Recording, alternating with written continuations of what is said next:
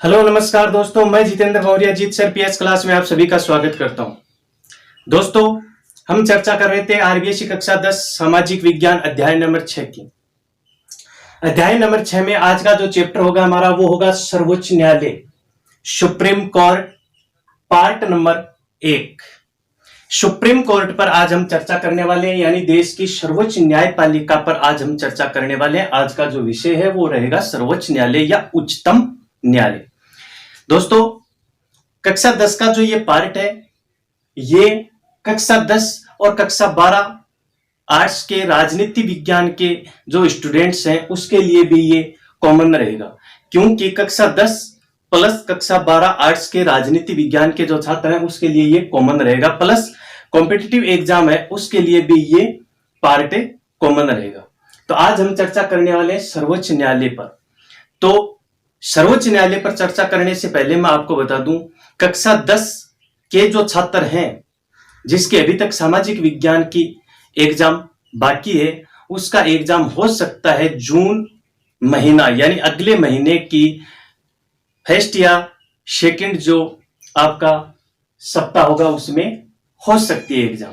तो चलो आज का हम चैप्टर शुरू करते हैं, सर्वोच्च न्यायपालिका। तो सर्वोच्च न्यायपालिका है, उसके थोड़े से इतिहास पर हम जाएंगे, उसके बाद इसकी कंटिन्यू हम चर्चा करेंगे। तो चलो शुरू करते हैं आज का चैप्टर, सर्वोच्च न्यायपालिका या सुप्रीम कोर्ट।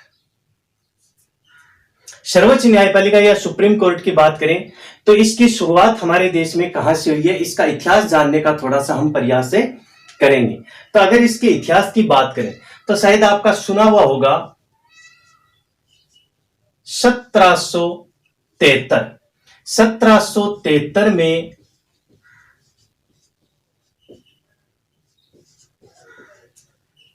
रेगुलेटिंग एक्ट बना था, आपको शायद याद हो तो 1773 में रेगुलेटिंग एक्ट बना था, यानी अंग्रेजों द्वारा जो भारत में शासन किया जाता था उससे शासन को सिस्टमेटिक ढंग से चलाने के लिए अंग्रेजों ने एक कानून बनाया था 1773 में, जिसका नाम था रेगुलेटिंग एक्ट। ठीक है, और इस रेगुलेटिंग एक्ट के अंतर्गत ही यह बताया गया था, यानी हम कह सकते हैं सर्वोच्च न्यायालय की स्थापना का प्रावधान किया गया। ठीक है, उसके बाद 1774 में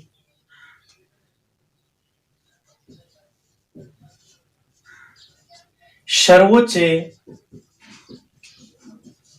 न्यायालय की स्थापना कलकत्ता में की गई। ठीक है, और सर्वोच्च न्यायालय की प्रथम न्यायाधीश की हम बात करें, प्रथम न्यायाधीश, तो प्रथम न्यायाधीश सर एलिजा एम्पे।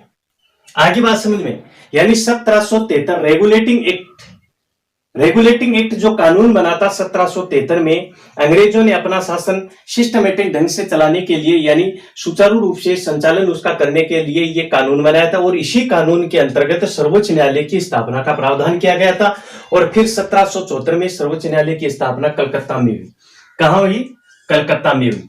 उसके बाद इसके प्रथम न्यायाधीश की बात करें तो सर एलिजा एम्पे। उसके बाद हम बात करें सन 1935 का जो शासन अधिनियम था, भारतीय शासन अधिनियम। सन 1935 का भारत शासन जो अधिनियम था उसमें संघीय न्यायालय की स्थापना का प्रावधान किया गया। आगे बात सुन रहे, यानी 1935 का जो भारत शासन अधिनियम है, 1935 का भारत शासन जो अधिनियम है उसमें संघीय न्यायालय की स्थापना का प्रावधान किया गया और 1 अक्टूबर सन 1937 को 1 अक्टूबर सन 1937 को संघीय न्यायालय की स्थापना हुई। ठीक है, 1 अक्टूबर सन 1937 को संघीय न्यायालय, यानी इसको आप फेडरल कोर्ट भी बोल सकते हैं। संघीय न्यायालय की क्या हुई स्थापना, फेडरल कोर्ट की स्थापना हुई। अब इसकी हम बात करें,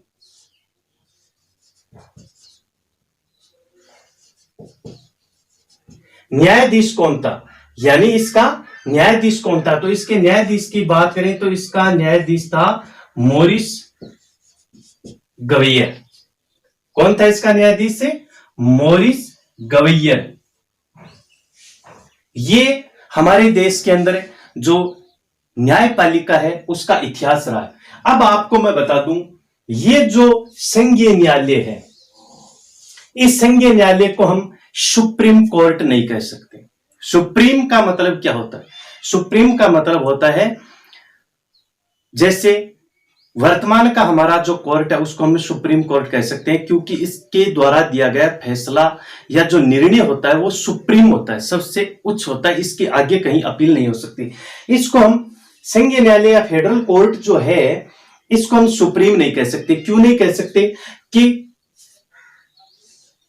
सुप्रीम कोर्ट का ये जो निर्णय है, सुप्रीम कोर्ट का जो निर्णय है, यानी संघीय न्यायालय का जो निर्णय है, ये जो निर्णय दिया है यहां, ये निर्णय लंदन के प्रिवी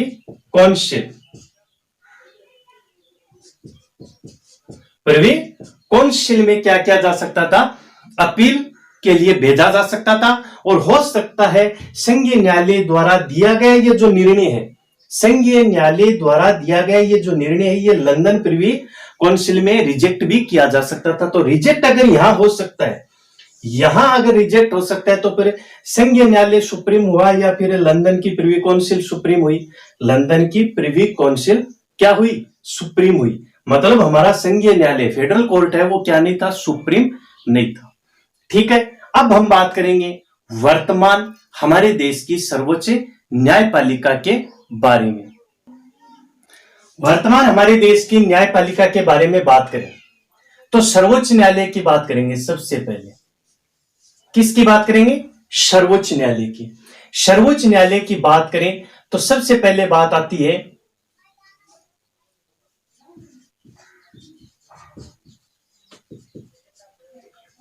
संविधान का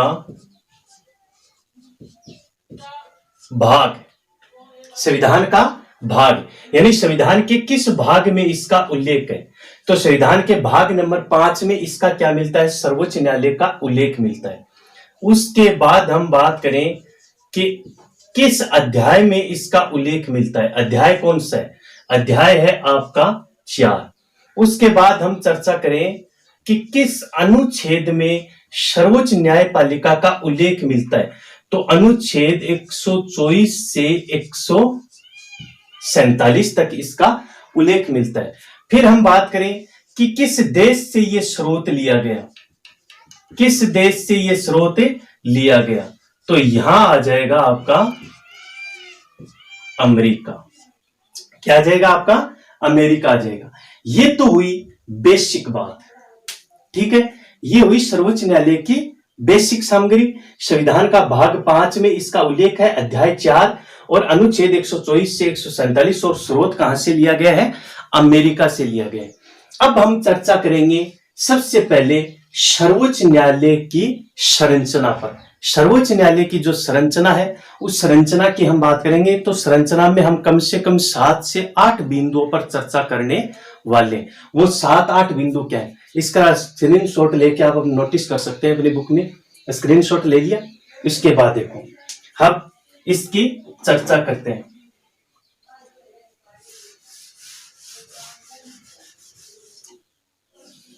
आगे हम चर्चा करेंगे सर्वोच्च न्यायालय की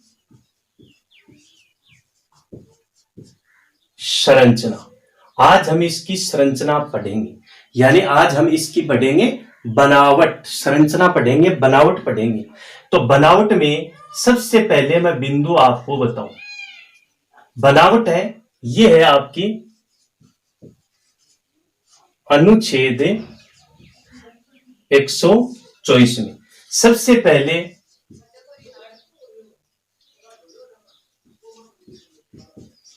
सदस्य संख्या, सदस्य संख्या, सदस्य संख्या आपकी हो गई, एक मिनट है,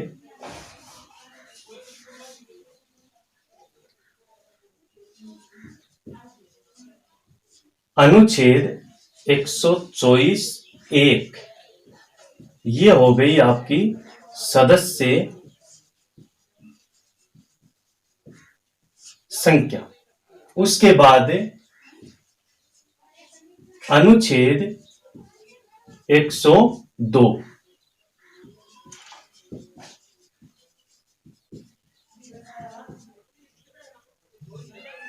न्यायाधीशों की नियुक्ति। उसके बाद हो गया आपका अनुच्छेद 124(3),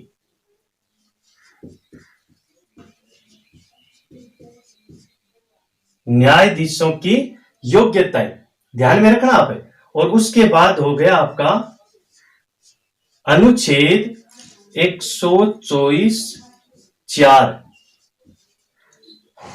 पद से हटाने की प्रक्रिया। उसके बाद हो गया अनुच्छेद 124(5). देखो दोस्तों, पद से हटाने की जो प्रक्रिया उसमें कारण होते हैं। पद से हटाने की प्रक्रिया का जो रीजन होता है, उस रीजन में संसद को यहां पर अनुच्छेद 124(5) में एक शक्ति दी गई है। 124(5) में संसद को यहां पर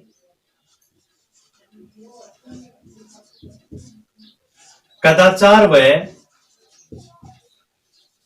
असमर्थता की जांच की शक्ति मिली हुई है। उसके बाद अनुच्छेद आ जाएगा 6, अनुच्छेद 124(6), जिसमें आ जाएगा आपका शपथ। और अनुच्छेद 124(7), अनुच्छेद 124 में आ जाएगा, 124(7) में आ जाएगा न्यायाधीशों पर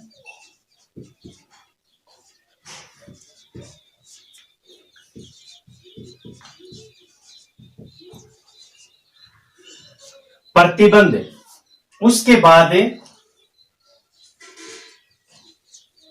अनुच्छेद 125 और 121, दो तरीके के लेंगे हमें। पहले ले लें 121। 121 में उन्मुक्तियां, उन्मुक्तियां, ठीक है। और अनुच्छेद 125 में हम ले लेंगे वेतन भत्ते। और एक अनुच्छेद है आपका 130, जिसमें आ जाएगा सर्वोच्च न्यायालय का स्थान। तो वो इधर हम दे देंगे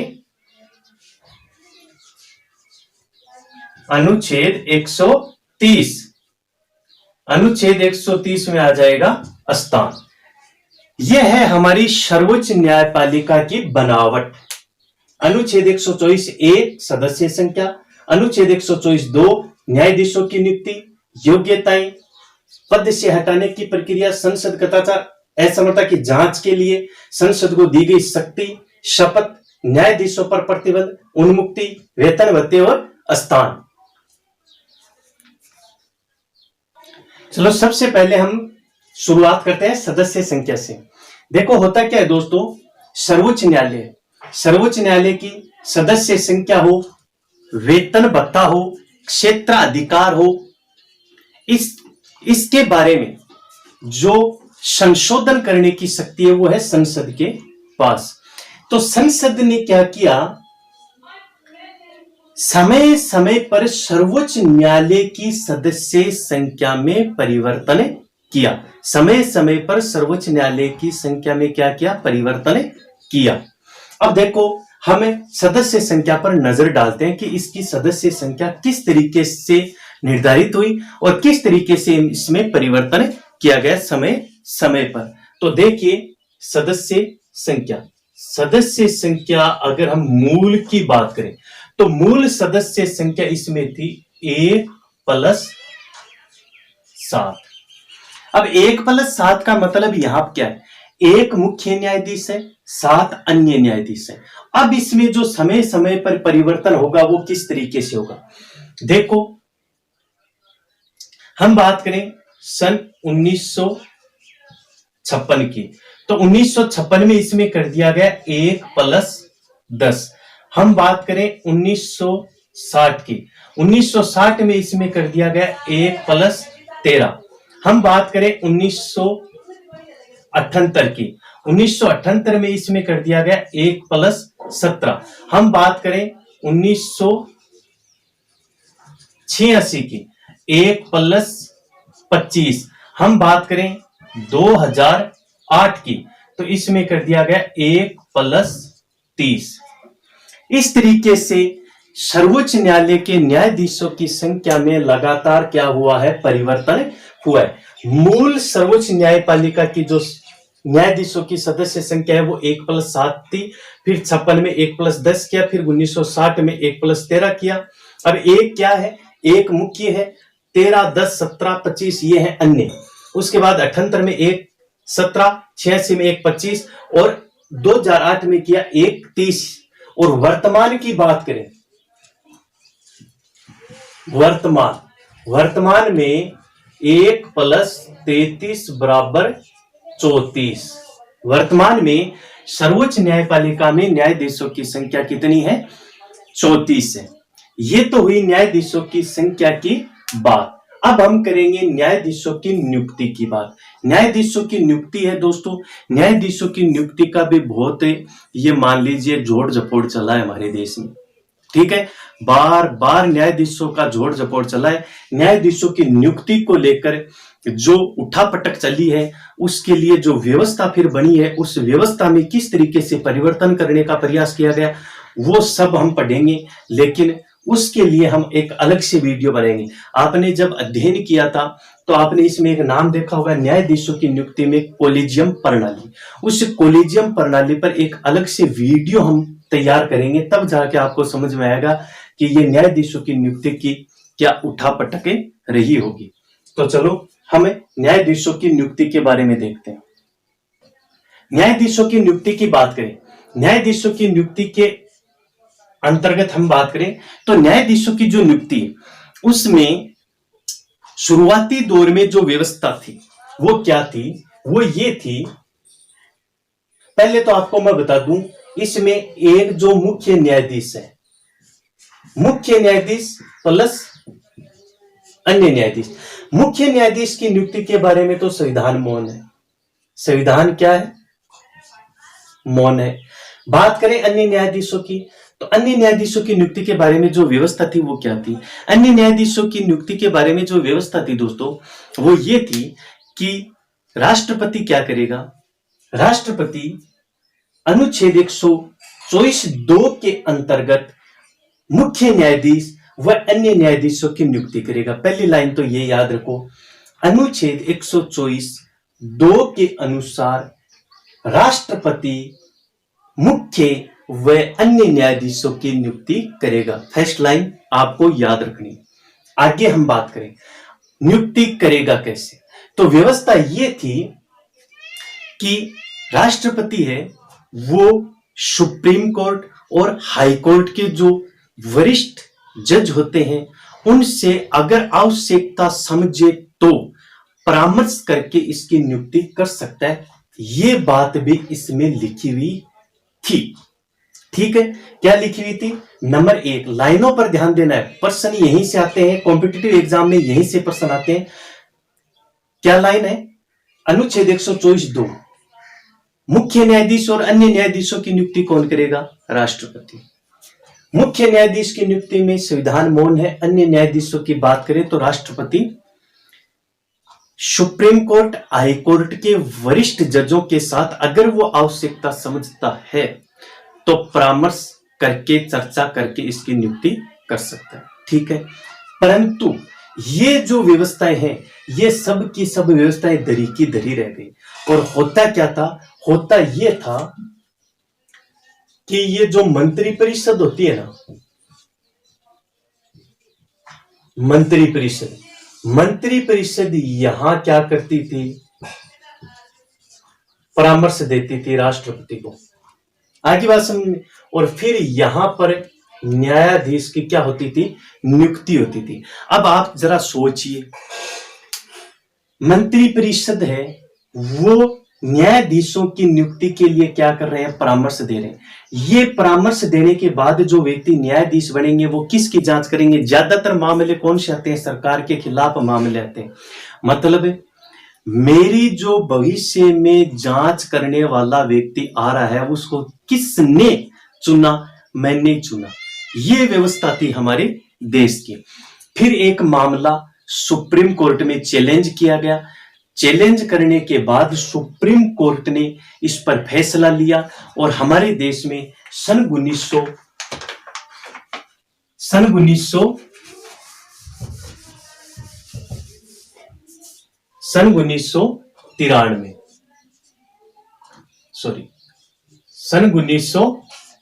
से एक नई व्यवस्था शुरू की, न्यायाधीशों की नियुक्ति की। वो है कॉलेजियम प्रणाली। आगे बात समझ में। अब ये चीज अभी फर्स्ट ग्रेड का एग्जाम हुआ था पीछे, उसमें पूछा था। मतलब इस कॉलेजियम प्रणाली से 2-3 क्वेश्चन आए थे सामान्य ज्ञान के। कॉलेजियम प्रणाली की शुरुआत कब हुई? सन 1993 में हुई। यही प्रश्न पूछा था कि कॉलेजियम प्रणाली की शुरुआत कब हुई? सन 1993 में हुई थी। कॉलेजियम प्रणाली में क्या व्यवस्था की गई थी? 1 मुख्य न्यायाधीश प्लस 4 वरिष्ठ न्यायाधीश होंगे और ये होगा एक, कह सकते हम, परामर्श मंडल। ठीक है, ये अब परामर्श देगा और उस व्यक्ति को राष्ट्रपति न्यायाधीश नियुक्त करेगा। ये प्रणाली शुरू हुई। अब ये कॉलेजियम प्रणाली क्या है क्या नहीं, इसके बारे में विस्तारित चर्चा करके आपको मैं एक वीडियो दूंगा, पूरा समझ में आ जाएगा। अब हम चर्चा करेंगे योग्यता की। योग्यता बताऊं आपको तो 2 योग्यता है, ध्यान में रखना। नंबर 1 भारत का नागरिक हो, ये पहली। ये दूसरी है ऐसा व्यक्ति जो देश की किसी उच्च न्यायालय में 5 साल तक न्यायाधीश के पद पर कार्य कर चुका हो। ये 2 में पहली। ऐसा व्यक्ति जो देश के किसी उच्च न्यायालय में न्यायाधीश के पद पर 5 वर्ष तक कार्य कर चुका हो। 5 वर्ष तक कार्य नहीं किया है तो यहां आ जाएगा 10 वर्ष तक वकालत, अधिवक्ता के रूप में प्रैक्टिस कर चुका हो, या फिर राष्ट्रपति की नजर में वो एक कानून का ज्ञाता हो। ये 3 प्रकार की इसकी योग्यता है। पद से हटाने की प्रक्रिया। पद से हटाने की प्रक्रिया वही प्रक्रिया है जो राष्ट्रपति की प्रक्रिया है। आप सबको पता है कि उसमें क्या था? 2 स्थिति, यहां पर दो स्थिति बनती है, दो स्थितियों में उसको पद से हटाया जा सकता है। दो स्थिति कदाचार साबित होने पर, और दूसरी जो हो जाएगी वो हो जाएगी आपकी असमर्थता। ठीक है, ये दो स्थिति हैं। दो स्थितियों में न्यायाधीश को पद से हटाया जा सकता है। न्यायाधीश को पद से हटाने की जो प्रक्रिया है वो संसद में चलती है। संसद के किसी भी सदन में इसका प्रस्ताव लाया जा सकता है, और सदन की कुल सदस्य संख्या के उपस्थित जो सदस्य हैं उसके 2/3 जो सदस्य हैं उसका बहुमत पारित होने के बाद दूसरे सदन में जाएगा। दूसरे सदन के पास उसी सत्र में उसको राष्ट्रपति के पास अनुमति में लेना आवश्यक है। अगर उसी सत्र में उसको अनुमति नहीं मिली तो ये मान्य नहीं होगा। उसके बाद कदाचार व असमर्थता। यहां पर कदाचार और असमर्थता के रूप में जो हम यहां प्रस्ताव लेके आए हैं उसकी जांच कराने की शक्ति है वो किसके पास है? संसद के पास है। अनुच्छेद 124(5) में 6 में शपथ है। शपथ सीधी सी बात है, राष्ट्रपति या राष्ट्रपति द्वारा नामित किसी व्यक्ति के समक्ष ये शपथ लेते हैं। न्यायाधीशों पर प्रतिबंध। न्यायाधीशों पर प्रतिबंध का मतलब है कि न्यायाधीश अपने पद से सेवानिवृत्त होने के बाद देश के अंदर किसी भी प्रकार की जो आधिकारिक संस्थाएं हैं उसमें वकालत के पद पर कार्य नहीं करेगा। ठीक है। उन्मुक्ति का मतलब है कि अनुच्छेद 121 में कहा गया है कि संसद क्या नहीं कर सकती? संसद सर्वोच्च न्यायालय के जो न्यायाधीश हैं जो अपने कर्तव्यों का पालन करते हुए क्या करते हैं? निर्णय देते हैं। सर्वोच्च न्यायालय के न्यायाधीशों द्वारा अपने कर्तव्यों की पालना करते हुए जो निर्णय दिए जाते हैं उन निर्णयों के विरुद्ध संसद में कोई चर्चा नहीं हो सकती, यानी कोई आलोचना नहीं हो सकती। आलोचना से मुक्ति है जिसका नाम है उन्मुक्ति। अनुच्छेद 125 वेतन भत्ते निर्धारित किए गए, सैलरी और मिलने वाली सुविधा। मैं आपको बता दूं वेतन के बारे में। मुख्य न्यायाधीश है उसको 2,80,000 और अन्य न्यायाधीश हैं उसको 2,50,000 रुपए पर मंथ सैलरी मिलती है, बाकी सुविधाएं मिलती हैं। और 130 में है स्थान, यानी हमारे देश की सर्वोच्च न्यायपालिका कहाँ है? हमारे देश की सर्वोच्च न्यायपालिका कहाँ है? दिल्ली। ये हुई आज की हमारी सर्वोच्च न्यायपालिका की संरचना। एक दोस्तों मैं आपको और बता दूं, कार्यकाल इसी में आ जाएगा पद से हटाने वाली विधि में। कार्यकाल आप सबको पता है स्वयं की 65 वर्ष है वो निर्धारित है इसमें। ठीक है। अब इस संरचना को आपको तैयार करना है। संरचना के ये बिंदु है, ये आपके आर्टिकल है, और ये मतलब कॉम्पिटिटिव एग्जाम के लिए भी बहुत महत्वपूर्ण है। ठीक है। आशा करता हूं कि मेरे द्वारा दी गई जानकारी आपको पसंद आई होगी। जय हिंद, जय भारत।